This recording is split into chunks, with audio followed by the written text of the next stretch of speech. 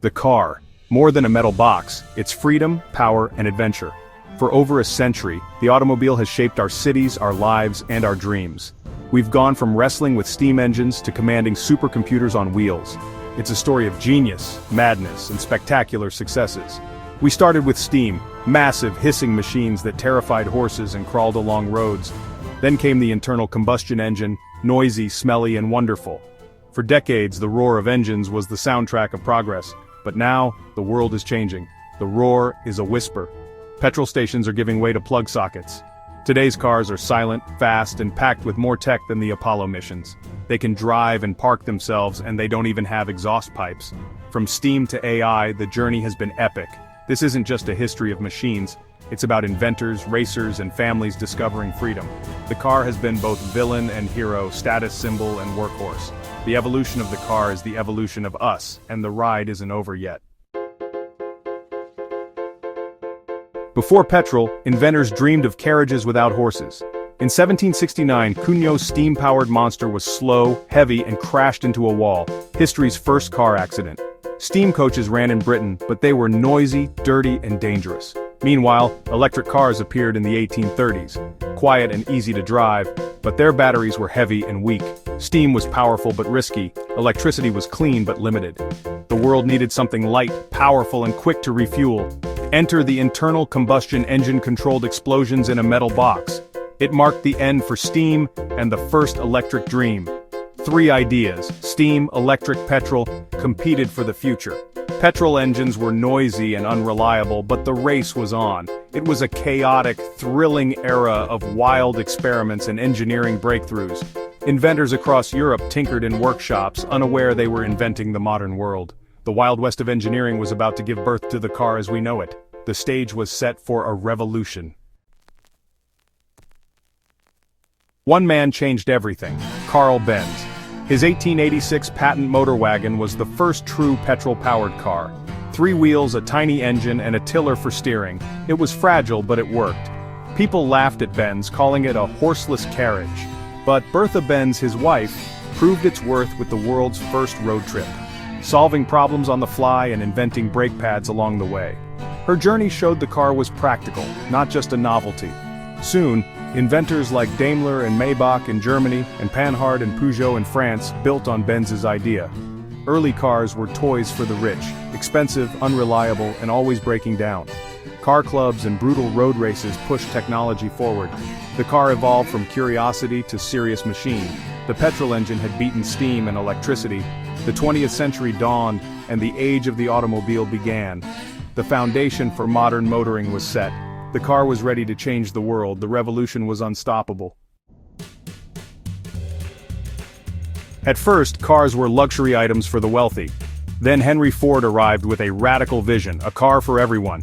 His moving assembly line, launched in 1913, slashed production time and costs. The Model T was simple, tough, and affordable, built for the masses. Ford's methods made cars accessible to millions, transforming America. Suburbs grew, travel became leisure, and freedom was redefined. Ford's success forced rivals like General Motors to innovate. GM introduced brands for every budget and the annual model year, fueling consumer culture. The car industry was born, reshaping society and the economy. The world Ford created is still with us today. The automobile became a necessity, not a luxury. The assembly line changed manufacturing forever. The car was now truly for the people. After World War II, the car industry exploded in different directions. In America, cars were big, powerful, and glamorous, rolling symbols of the American dream. Giant tail fins, chrome, and V8 engines ruled the highways. In Europe and Japan, cities were crowded and fuel was expensive. Small, efficient cars like the VW Beetle, Fiat 500, and Mini became icons.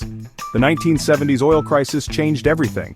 Suddenly, big American cars seemed impractical. Japanese makers like Toyota and Honda offered reliable, fuel-efficient alternatives. They transformed the global market, forcing everyone to focus on quality and efficiency. Safety and environmental regulations arrived, crumple zones, seat belts, and catalytic converters became standard. The car matured, becoming safer and cleaner. The wild days of excess faded. A new era of smarter, more responsible cars began. The world's roads were never the same. The car was growing up. The 1980s and 90s brought brains to the car. Computer chips replaced mechanical controls, engine management became digital. Fuel injection made cars more powerful, efficient and reliable. Safety leapt forward with ABS brakes and airbags, life-saving innovations. Electronics brought comfort: electric windows, central locking, climate control. Trip computers and cruise control made driving easier. New vehicle types emerged: minivans for families, SUVs for everyone. By the 2000s, cars were packed with sensors and computers. Reliability, safety and cleanliness reached new heights. Hybrid technology arrived. Toyota Prius led the way, blending petrol and electric power. Many doubted hybrids, but they signaled a new direction. The electronic age set the stage for the next revolution. The car was smarter than ever. The future was electric. For a century, petrol engines ruled. Then Tesla and Elon Musk changed the game.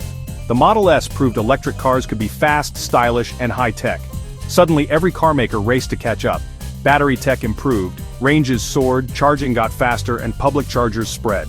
Electric cars became practical for daily life. Meanwhile, self-driving technology emerged: cameras, radar, and powerful computers. Features like adaptive cruise control and lane-keeping assist arrived. Governments set deadlines to end petrol and diesel sales. The age of the internal combustion engine is ending. Autonomous driving is on the horizon. We're moving from driving cars to being driven by them. The biggest shift in personal transport in a century is underway. What's next? Flying cars are in development. Think passenger drones, not Jetsons. Solar-powered cars are coming, with panels charging batteries as you drive or park. In sunny places, you might rarely need to plug in. The real game-changer: full self-driving or level 5 autonomy. No steering wheel, no pedals. Just tell your car where to go and relax. Cars will become mobile living rooms or offices. Travel time will be productive or restful. Mobility will expand for everyone, including the elderly and disabled. Challenges remain: safety, laws, and trust, but the momentum is unstoppable. The car of the future will be electric, connected, shared, and self-driving. From steam carriages to smart electric vehicles, the car's journey is extraordinary. It's a story of relentless innovation and the human drive for freedom. The car has evolved from noisy beast to rolling computer. Today's challenges are about batteries and cybersecurity, not overheating engines. The sound of progress is now a gentle hum. Some will miss the old days, but progress can't be stopped. We're on the verge of a new revolution: cleaner, safer, smarter cars. The car still means freedom and possibility. Its story is still being written, with new chapters every day. The best is yet to come. It's going to be a brilliant ride.